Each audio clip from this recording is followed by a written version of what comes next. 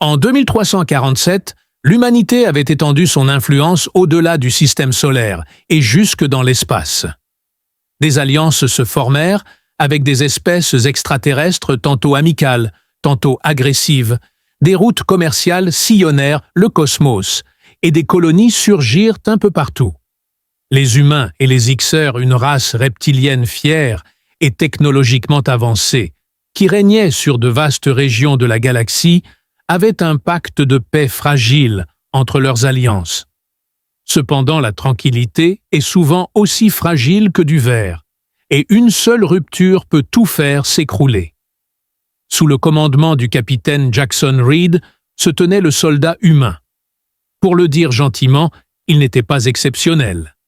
Sa stature était moyenne, son visage était buriné par des années de lutte, et son regard était plus triste qu'il n'aurait dû l'être pour quelqu'un de son âge.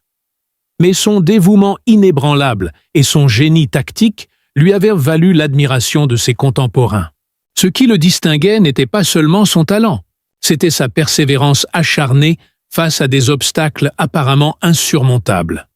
Se tenir ici désert à l'orée d'une forêt étrangère, pleine de dangers qu'il n'avait jamais imaginés, était le dernier endroit où Jackson aurait voulu se trouver. Son crime fut d'avoir désobéi aux instructions lors d'un combat contre les groupes rebelles de Ixer. C'était l'humanité qui se dressait entre les dissidents impitoyables, les Varnati, et leur objectif de renverser leur propre gouvernement. Jackson fut rendu inutile lorsque, lors d'une opération cruciale, il tua de nombreux coéquipiers tout en sauvant des dizaines de passants innocents en désobéissant aux ordres de retraite. Quelqu'un a blâmé. Les Varnati le capturèrent en guise de punition et le jetèrent en exil dans l'Ancre et la forêt, un lieu dont même les explorateurs chevronnés murmurent à voix basse. D'après le folklore, il existait des monstres hideux capables de rendre un homme fou de terreur, des plantes qui dévoraient la chair humaine et un air empoisonné qui tuait la plupart des animaux. C'était comme mettre quelqu'un à mort que de l'envoyer là-bas. Alors qu'il menait Jackson à la mort, le commandant Zorat, commandant de l'escouade, Varnati, fronça les sourcils et dit « Bonne chance pour survivre à ça ». Sa voix trahissait sa joie venimeuse, tandis qu'il poussait Jackson vers l'épaisse forêt. « Peut-être que vos divinités auront pitié de nous quand nous n'en serons pas dignes. » Jackson garda le silence. Avait-il quelque chose à dire? Au lieu de cela, il regarda devant lui sans se retourner, ajustant les sangles de son sac de survie usé. Une offrande pitoyable comparée à ce qu'il contenait. Comme s'il gardait un secret depuis longtemps perdu, les arbres majestueux se dressaient silencieusement sur son chemin. Deux soleils bas brillaient faiblement dans le ciel, projetant des ombres troublantes sur le sol de la forêt, avec leur écorce qui miroitait légèrement. La prise de conscience s'imposa très vite.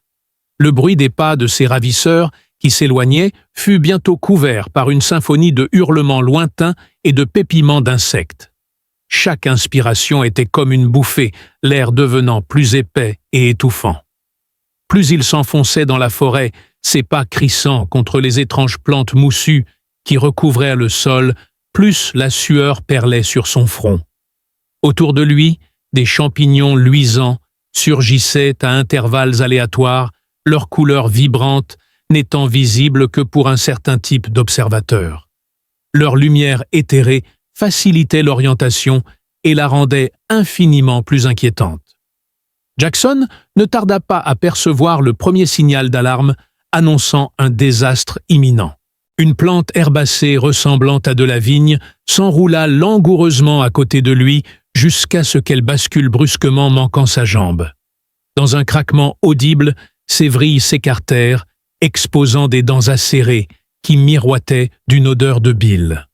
Le cœur battant, Jackson récupéra son couteau de combat, trancha la végétation indésirable, puis reprit sa route. À ce stade, chaque action semblait calculée. Un danger se cachait dans chaque ombre. C'était plus qu'une simple forêt. Comme si elle était vivante, elle observait et attendait. La fatigue qu'il ressentait lui donnait l'impression que les heures passaient comme des jours. une sensation de faim lui serrait le ventre. Tandis que la soif lui martelait la gorge, la paranoïa murmurait des idées sinistres dans son esprit. Le bruit qu'il entendait derrière lui était-il simplement le vent ou quelque chose de bien pire? Était-il suivi par des prédateurs nocturnes invisibles aux yeux lumineux? Le salut lui vint de la manière la plus surprenante au moment même où le désespoir allait l'engloutir. Des voix douces parlaient d'un ton mélodieux étrangement apaisant après qu'un sifflement perçant rompit le silence étouffant.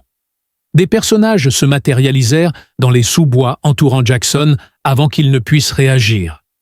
Leur apparence semblait humanoïde au premier abord, mais elles étaient plus grandes et plus élégantes que toutes les femmes qu'il avait jamais vues. De longs cheveux flottant aux nuances d'indigo profond et de vert émeraude pendaient de leur dos, et leur peau brillait comme de l'argent liquide dans la lumière bioluminescente de la forêt. Au lieu d'animosité, ses grands yeux brillants le regardaient avec curiosité. Une vision éthérée. Son fils, dont les bras et le visage étaient couverts de motifs élaborés qui scintillaient comme des constellations dans le ciel nocturne, s'avança vers eux. Ses vêtements confectionnés dans des tissus qui semblaient respirer bougeaient délicatement au rythme de chacun de ses pas. Contrastant fortement avec la peur glaciale qui étreignait le cœur de Jackson, le pendentif en forme de croissant de lune qui pendait à son cou dégageait une chaleur subtile. Comme si elle examinait un spécimen inhabituel, elle pencha légèrement la tête et déclara « Tu n'es pas de ce monde », d'une voix galactique lente mais compréhensible. Il sentit ses pensées s'accélérer, tandis que sa voix prenait une sonorité mélodieuse. « Non !» s'étrangla Jackson, partagé entre le soulagement et la peur. Un léger sourire éclaira son visage lorsqu'elle dit « Je suis humaine ». Ses dents étaient d'un blanc éclatant et incroyablement pointues. « Je m'appelle Liel », dit-elle, en désignant gracieusement les deux personnes à ses côtés. « Nous sommes les 3 Kay, et voici mes sœurs. » Pour essayer d'assimiler ce qu'elle venait de dire, il cligna des yeux. Sœurs toutes. Elles se ressemblaient beaucoup, mais étaient aussi distinctes l'une de l'autre. L'une d'elles avait des plumes en guise de cheveux. « Qu'essayez-vous d'accomplir avec moi ?» demanda l'une ses nageoires ornant ses avant-bras. Une autre arborait des projections cristallines, telles des bois de cerf sur ses tempes. Liel laissa échapper un rire discret, tel un carillon éolien se balançant doucement au gré du vent. « Du calme, voyageur !» dit Jackson, sa main se dirigeant inévitablement vers la poignée de son couteau, même s'il savait qu'il avait peu de chance face à un groupe aussi nombreux. « Nous ne cherchons pas à vous faire du mal. En fait, on pourrait dire que le destin nous a réunis. » Elle lui fit signe de la suivre et pivota élégamment sur ses talons sans attendre de réponse. Jackson n'eut d'autre choix que de suivre, et il s'émerveilla de la façon dont il glissait comme en apesanteur, évitant les dangers et les plantes dangereuses avec un sens du timing étrange. Finalement, ils arrivèrent dans une clairière illuminée par la lumière éthérée d'un champignon gigantesque disposé autour d'un bassin central d'eau si transparente qu'elle reflétait le ciel. Son esprit bouillonnait de questions, mais il se retint de parler, sentant que ce n'était pas le moment d'exiger des réponses. Alors que Jackson hésitait encore, Liel réapparut brandissant cette fois une flasque de pierre translucide. « Bois », dit-elle doucement, « tu as besoin de force. » Malgré son bon sens, Jackson saisit la flasque à contre-cœur et but timidement. Pour la première fois depuis son entrée dans la forêt d'Anchorin, il s'autorisa à se détendre, ne serait-ce qu'un peu. Alors il commença rendant la flasque à Liel. « Que se passe-t-il ici? Qui êtes-vous » Son expression s'adoucit, laissant entrevoir une certaine tristesse. « Nous sommes les gardiens de cette terre, les protecteurs de l'équilibre. » Le liquide avait une saveur douce et acidulée qui revitalisa son corps fatigué presque instantanément. Jackson fronça les sourcils, les pièces du puzzle se mettant en place. « C'est pourquoi ils m'ont abandonné ici. Nos ancêtres avaient autrefois préféré vivre en harmonie avec la forêt, plutôt que de la conquérir. Cependant, les temps ont changé. Les Varnati veulent désormais exploiter les ressources d'Ancorin, perturbant ainsi son fragile équilibre. Nombreux sont ceux qui sont morts en les combattant, y compris nombre de nos proches. Les Kai-3 soignèrent les blessures de Jackson et lui donnèrent des fruits nourrissants comme il n'en avait jamais goûté pendant les heures qui suivirent. Au fil de conversations et de gestes saccadés, il apprit des bribes de leur culture, leur respect de la nature, leur lien avec le cosmos et leur croyance en un destin reliant les vies à travers les galaxies. Liel hocha la tête solennellement. Oui, c'était peut-être une épreuve, ou simplement cruelle. Quoi qu'il en soit, vous êtes ici maintenant, et nous aussi. Malgré leurs différences, ils ressentaient une irrésistible attirance pour les Kai-3, tant physiquement qu'émotionnellement. Leurs yeux reflétaient la sagesse, leurs actes, la bonté, et leur esprit, la résilience. Mais sous leur apparence paisible se cachait une férocité incontestable. Alors que le soleil se couchait et que la forêt s'animait de sons étranges et d'ombres rampantes, les Kai-3 devinrent des combattants. Des armes d'os et de cristal apparurent dans leurs mains prêtes à protéger leur campement des dangers qui les guettaient. En les observant, Jackson se demanda « Pourquoi me secourir ?» Puisque les étrangers peuvent être source de changement et nous rappeler qu'il y a encore du bon dans le monde. Liel s'arrêta avant de le fixer du regard. Alors qu'elle s'éloignait, ses paroles continuèrent de le hanter, et il ne put s'empêcher de s'interroger sur l'étrange trajectoire qu'avait prise sa vie. De soldat condamné à invités improbables parmi les sauveurs extraterrestres, Jackson savait que son voyage était loin d'être terminé. Il ignorait cependant que la véritable aventure et le danger étaient imminents. La vie parmi les Kai-3 était à la fois merveilleuse et difficile. Chaque jour apportait son lot de nouvelles découvertes, de leçons et de menaces aux portes de leur refuge. Avec l'aide de Liel, Jackson apprit à appréhender les complexités mortelles de la forêt, identifiant les plantes nourricières et celles qui promettaient une mort atroce.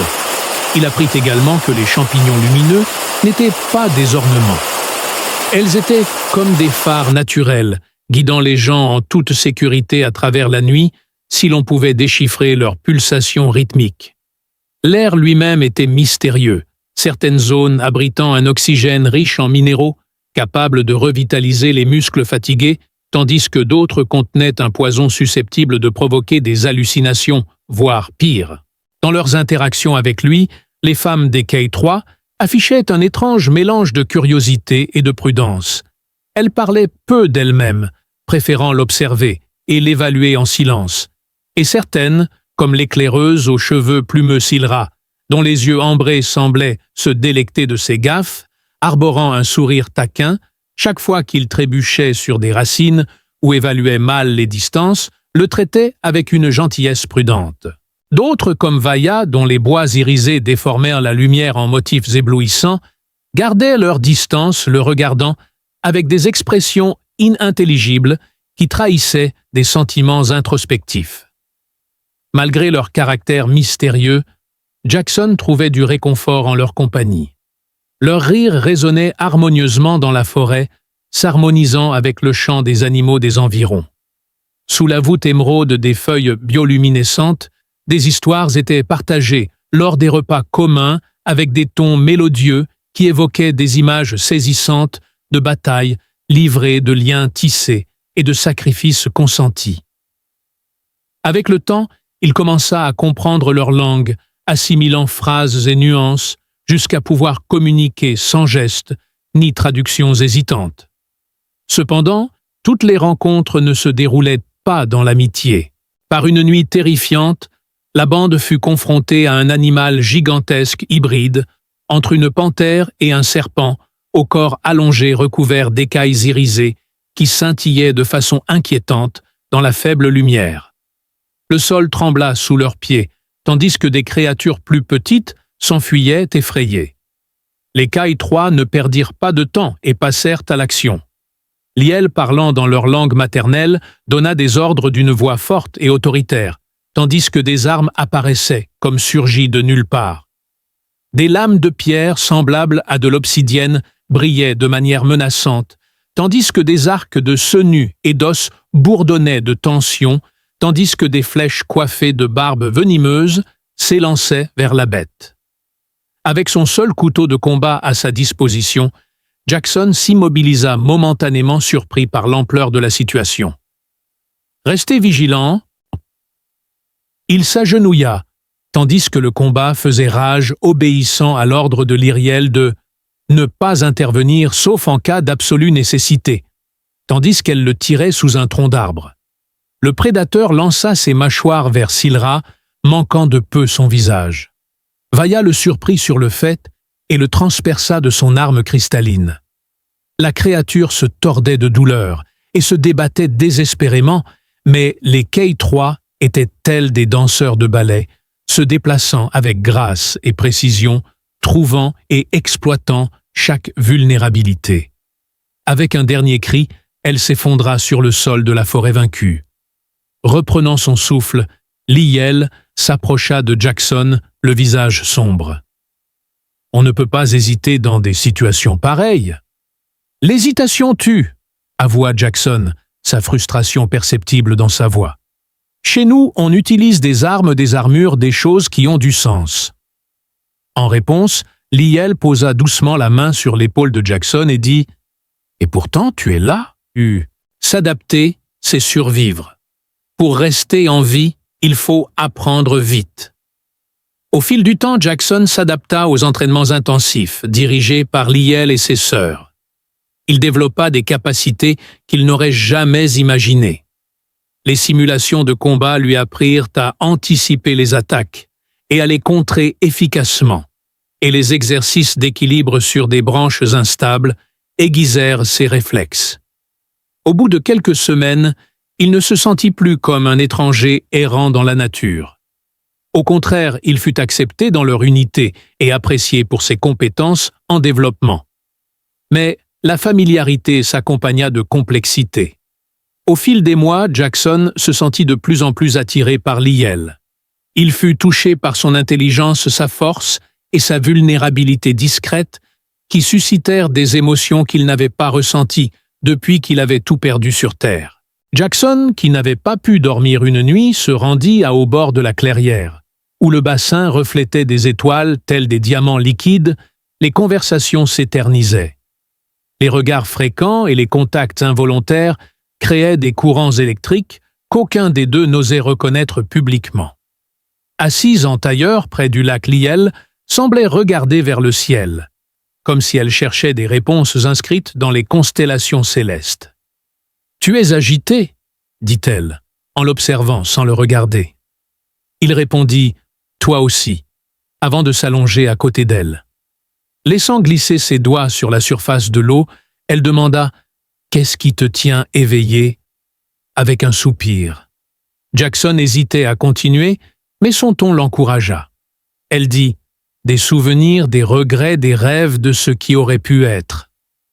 Dis-moi. » Pour la toute première fois, Lyel baissa la garde et révéla quelques détails de son passé. Elle éprouva la douleur de perdre des êtres chers, fut accablée par des responsabilités de leadership dès son plus jeune âge et lutta constamment pour trouver un équilibre face à des dangers grandissants. Bien qu'ils viennent d'horizons très différents, Jackson écouta attentivement et vit combien ils avaient en commun. Ils portaient tous deux des fardeaux, que personne ne devrait avoir à porter. Ils cherchaient tous deux une issue, mais ils ne savaient pas laquelle.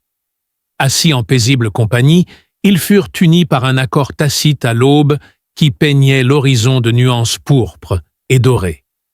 Aucune d'elles ne parla de leur attirance grandissante, mais c'était inutile. Leur comportement était plus dramatique. Les premiers signes avant-coureurs d'une catastrophe furent déguisés en opportunités. La lisière nord de la forêt d'Ancoran était le lieu de la plus grande activité selon les éclaireurs. Rassemblant des ressources et renforçant les fortifications, les soldats Varnati faisaient preuve d'une concentration peu commune. Les Calitrois furent informés de l'approche d'une invasion par des rumeurs. Des rumeurs circulent, corroborées par des communications interceptées, selon lesquelles les rebelles veulent exploiter la forêt pour son immense structure cristalline, sa principale source d'énergie. Déclarant « Cela change tout », Lyell convoqua une réunion d'urgence du Conseil sous le plus grand groupe de champignons. Un mélange d'inquiétude et de détermination se lisait sur les visages de ses sœurs alors qu'elles se rassemblaient autour d'elle. Encore un périra, s'ils parviennent à briser le lien central. Toute vie ici même, ce que nous avons préservé, disparaîtra. En écoutant, Jackson commença à comprendre la gravité du problème. Même s'il ignorait le lien fondamental, il en comprenait l'importance. Sans son absence, la forêt sombrerait dans l'anarchie, rendant le sanctuaire des Calitrois intenable et menaçant l'extinction de nombreuses espèces. « Nous ne devons pas les laisser réussir », déclara Silra avec conviction. Son plumage tremblait d'anxiété. Cependant, que pouvons-nous faire pour les arrêter? Leur nombre est stupéfiant. Vaya prit la parole à son tour, se penchant en avant pour que ses bois cristallins scintillent à la lumière. Tout était fait pour détourner leur attention et retarder leur progression, y compris des attaques éclairs. L'attention était braquée sur Jackson, qui tremblait sous le regard de tous. Jusqu'ici, il avait davantage servi de renfort, aidant à l'apprentissage et à l'adaptation qu'à la direction. Cependant, cette fois-ci, c'était unique. Il ne s'agissait plus seulement de survivre. L'objectif était de protéger une entité plus grande que lui. Il hésita. « J'ai peut-être une idée. » Le K3 parut confus, mais il s'éclaircit la gorge et poursuivit. Le sabotage stratégique sert à saper les bases adverses sur le territoire national. En pénétrant dans leur camp, en coupant leurs approvisionnements et en semant le chaos, nous pouvons nous donner le temps de mettre en place une défense solide. Lyell l'examina attentivement tout en réfléchissant à sa requête. Finalement, elle acquiesça. En temps de crise même, les actions les plus audacieuses comportent un certain danger. Préparez-vous. Vers le coucher du soleil, nous franchissons la ligne. Malgré les dangers, l'opération se déroula comme un ballet. Le K3 se scinda en petits groupes et lança des attaques précises contre les bastions Varni disséminés dans la forêt. Jackson rejoignit l'escouade de Lyell et reçut pour mission de détruire un relais de communication crucial situé sur un affleurement rocheux au-dessus de la limite des arbres. Ils avançaient furtivement dans les sous-bois déguisés en vêtements fabriqués à partir de matériaux locaux tentant d'échapper au regard vigilant des gardes en patrouille. Arrivé au pied de l'affleurement, Jackson ordonna à chacun de rester sur place pendant qu'il inspectait la zone. L'escalade de la paroi rocheuse abrupte était dangereuse, ses doigts glissant sur les rebords humides et étroits. Une pierre détachée s'écrasa du bord de la falaise à mi-hauteur. Nerveux et tendu, il s'appuya contre le mur, le cœur battant tandis que les gens autour de lui criaient de panique. « Bougez !» hurla Lyell d'en bas, l'encourageant à poursuivre malgré le chaos. Suivant ses conseils, Jackson commença son ascension et arriva au sommet au moment même où les sirènes retentissaient de toutes parts. Il y eut une brève occasion, car les gardes se précipitèrent vers le bruit. Jackson courut sur la plateforme ouverte pour trouver le relais un réseau déconcertant d'antennes et de panneaux de contrôle qui clignotaient et bourdonnaient d'électricité. Il réagit rapidement, détournant les circuits et coupant les connexions vitales, s'appuyant sur des concepts techniques fondamentaux. La zone environnante fut plongée dans une obscurité totale, tandis que des étincelles jaillissaient et que l'appareil court-circuitait.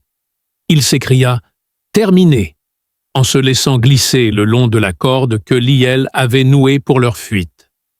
Ils s'enfoncèrent dans les bois et commencèrent à faire marche arrière, tandis que des cris et des coups de feu retentissaient dans leur sillage.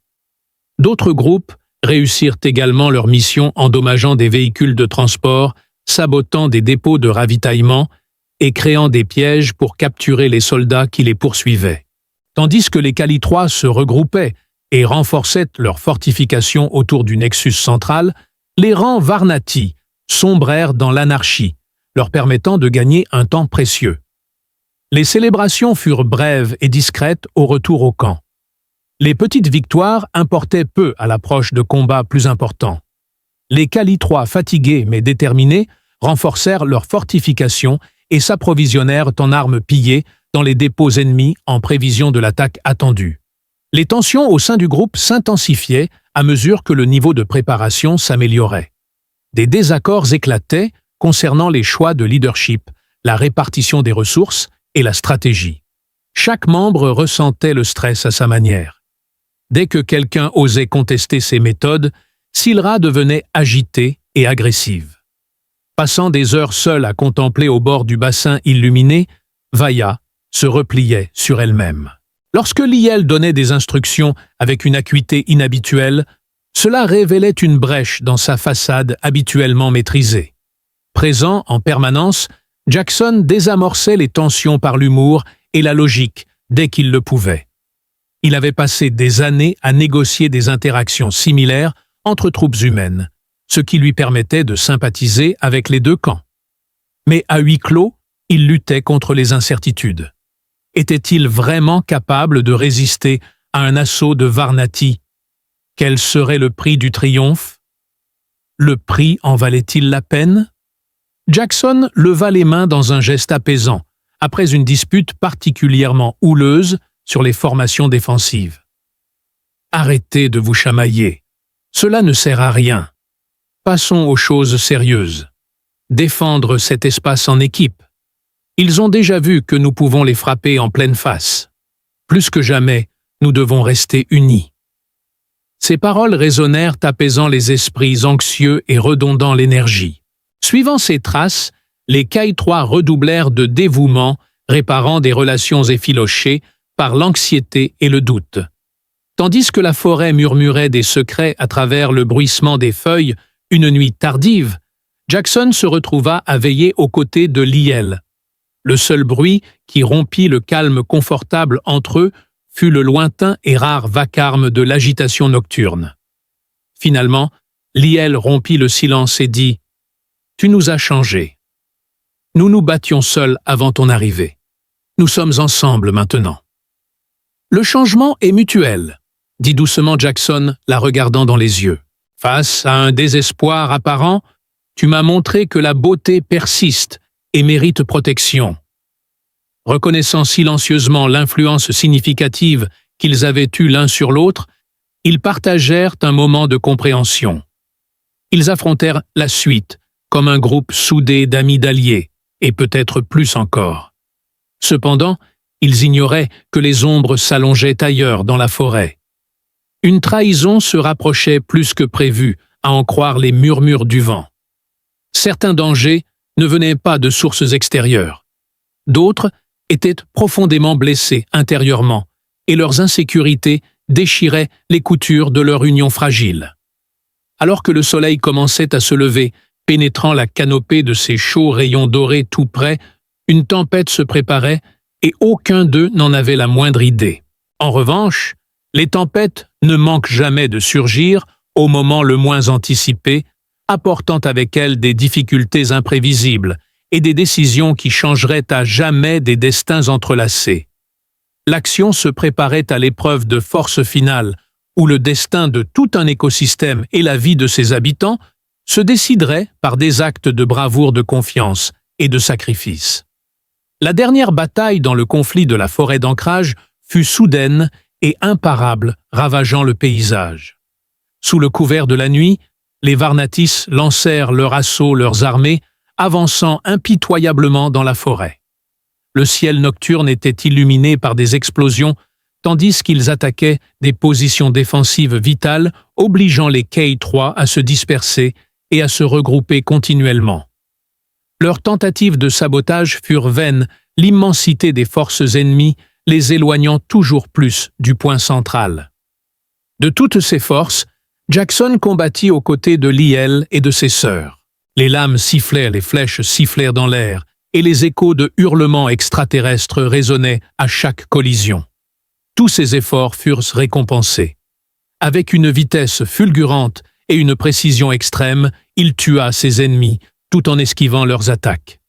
Cependant, même lui n'y parvint pas. Il résista indéfiniment aux effets de la fatigue. L'adrénaline le propulsa en avant, tandis que le sang jaillissait de ses blessures au visage et aux bras. 3 troupes Varnati, lourdement armées, acculèrent Jackson lors d'un combat particulièrement violent près du bassin lumineux.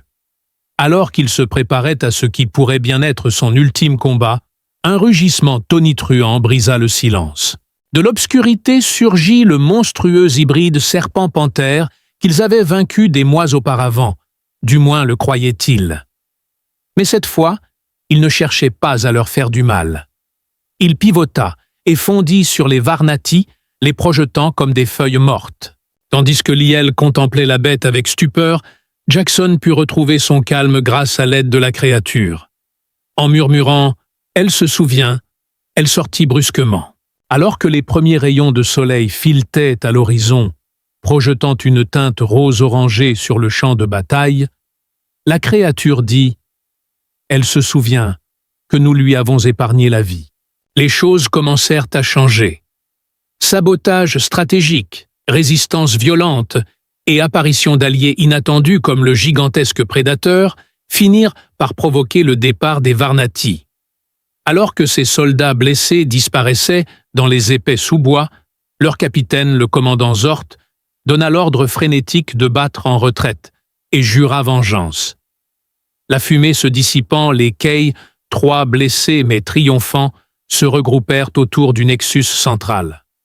La structure cristalline vibrait doucement, sa luminosité moins intense qu'auparavant, mais bien vivante. Les dames applaudirent en s'embrassant leur joie, mêlée de rires et de larmes. Victoire, elles avaient le droit légal de continuer à protéger leur terre sainte. Suite à cela, la clairière se remplit de fêtards. Des récits de bravoure furent racontés jusque tard dans la nuit, tandis que chants et repas étaient partagés.